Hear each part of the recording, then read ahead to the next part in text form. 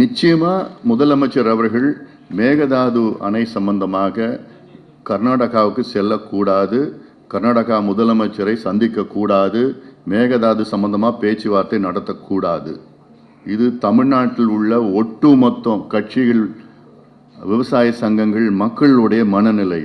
இதை புரிந்து கொண்டு அந்த சந்திப்பை முதலமைச்சர் அவர்கள் தவிர்க்க வேண்டும்.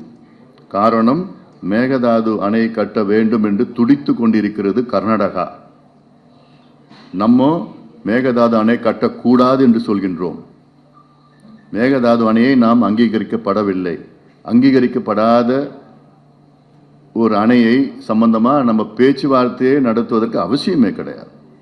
அதுவும் இங்கேருந்து நம்ம அங்கே போய் பேசுறது. இப்போ அவங்க என்ன அப்பிங் தி டெம்போன்னு சொல்கிறது. ஏன்னா நேற்று கூட பார்த்தீங்கன்னா அந்த கர்நாடகா அமைப்புகள்லாம் இது போராட்டம் ஆரம்பிச்சிட்டாங்க. பார்டரில் போய் போராட்டம் அப்படின்னு சொல்லிட்டு எல்லாம் பண்ணுறாங்க. ஏன்னா இது வந்து அடுத்த 2028 எலெக்ஷனுக்காக இப்போவே DK சிவகுமார் அந்த ட்ராமாலாம் நாடகம்லாம் பண்ணிகிட்ருக்கிறார். நேற்று கூட ஒரு பேட்டியில் சொல்கிறாரு, மேகதாது அணை வந்து தமிழ்நாட்டுக்கு 80% விழுக்காடு தமிழ்நாட்டுக்கு தான், 20 தான் 10% 20% தான் கர்நாடகா பயனுள்ளதாக இருக்குமா? எவ்வளோ பொய்யை சொல்லிட்டு இருக்கிறார், எவ்வளோ பொய்யை சொல்லிட்டு இருக்கிறார்.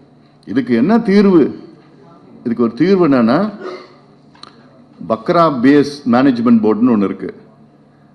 இது வந்து 1960 அந்த 60s அப்போ வந்து ஒரு அக்ரிமெண்ட் போட்டிருக்காங்க. அந்த பக்ரா பேஸ் மேனேஜ்மெண்ட் போர்டில் பக்ரா ரிவரில், பிஎஸ் ரிவரில் இருக்கிற அத்தனை டேம்ஸும் அணைகளும் இந்த மேனேஜ்மெண்ட் போர்டு கட்டுப்பாட்டில் இருக்கும்.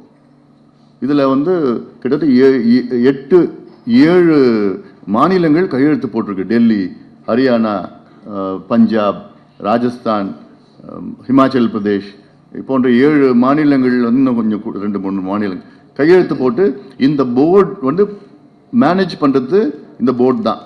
இங்கே எங்கே டேம் கட்டலாம், அந்த டேமில் எங்கே தண்ணி திறந்து விடலாம், எந்த ஸ்டேட்டுக்கு திறந்து விடலாம், எப்போ திறந்து விடலாம், எவ்வளோ திறந்து விடலாம், புதுசாக என்ன கட்டலான்னு அந்த போர்டு முடிவு பண்ணோம்.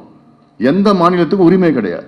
அப்படி ஒரு காவிரி மேனேஜ்மெண்ட் போர்டு, அதிகாரம் உள்ள காவிரி மேனேஜ்மெண்ட் போர்டை ஒன்று கொண்டு வந்து கர்நாடகாவில் உள்ள 4 பெரிய அணைகள், 10 சிறிய அணைகள், தமிழ்நாட்டில் மேட்டூர் அணை இல்லை, அதிகாரமே கிடையாது. மேனேஜ்மெண்ட் போர்டு ஒன்று இருக்குது, அதிகாரமே கிடையாது.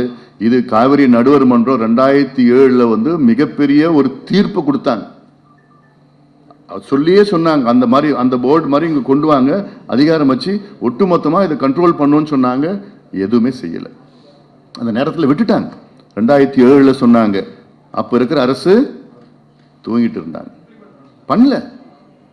அதுக்கு பிறகு ஜெயலலிதா அம்மையார் 2013 வந்து தான் அதை வந்து நோட்டிஃபை பண்ணுறாங்க கெசட்டில். நோட்டிஃபை பண்ணதுக்கு அப்புறம் தான் இதெல்லாம் வேணும்னு சொன்ன உடனே கர்நாடகா வந்து சுப்ரீம் கோர்ட்டு போய் சுப்ரீம் கோர்ட்டில் 2018 இறுதி தீர்ப்பு கொடுக்குறாங்க. அப்போவே நம்ம குறைச்சிட்டாங்க. 192 டிஎம்சியில் 177 டிஎம்சி குறைக்கிறாங்க. அப்போது கடந்த காலத்தில் எவ்வளோ தமிழ்நாட்டுக்கு இந்த காவிரி பிரச்சனையில் எவ்வளோ 70, 72, 73 3 டேம் கர்நாடகா கட்டிட்டாங்க. அப்பயும் திமுக இருந்தது.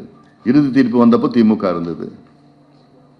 அப்போ எல்லாமே நம்ம இழந்திருக்கிறோம். இது இல்லாமல் கடந்த ஆண்டு உச்சநீதிமன்றம் இந்த மனு ரிவ்யூ பெட்டிஷன் போட்டாங்க. அதையும் சரியான முறையில் வாதாடல. இன்னும் பண்ணியிருந்திருக்கலாம். எல்லாமே நமக்கு சாதகமாக இருக்கு. ஆனாலும் அப்படியே விட்டுட்டாங்க. அதனால இது சட்ட ரீதியிலே அணுக வேண்டும் இந்த பிரச்சனையை. கர்நாடகா என்ன சொன்னாலும் அதை நம்பக்கூடாது. பேச்சுவார்த்தைன்னு எதுவும் இருக்கக்கூடாது கர்நாடகா கூட.